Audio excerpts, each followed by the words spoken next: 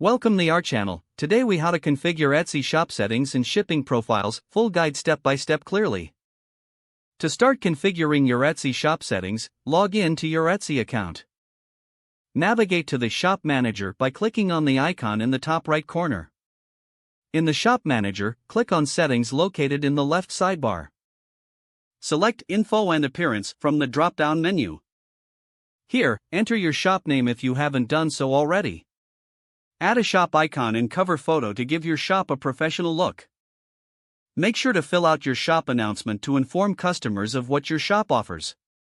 Next, click on Shipping Settings in the left sidebar.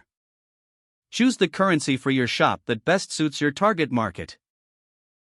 Scroll down to Shipping Profiles where you'll create your shipping options. Click on Add a Shipping Profile to start configuring a new profile. Enter a title for the shipping profile to help you remember its details. Select the countries you want to ship to or choose all countries for a wider reach. Define your shipping fees by adding a flat rate or using calculated shipping.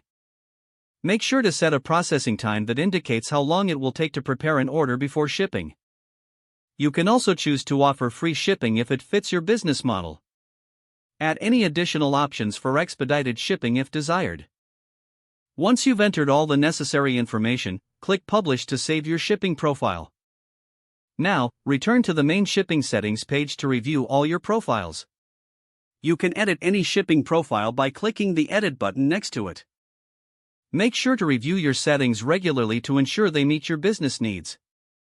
With everything set, you're now ready to start selling on Etsy. Check your shop preview to see how your settings are displayed to potential customers. Confirm that all your information is accurate and looks appealing. Once you're satisfied, you can launch your shop to the public.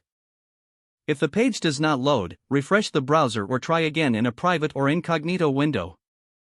Make sure you are using the correct email address, then retype it carefully to avoid small typos. If your password is not accepted, use the reset option and create a new strong password you can remember. Don't forget to like this video and subscribe to our channel for more step-by-step tech guides.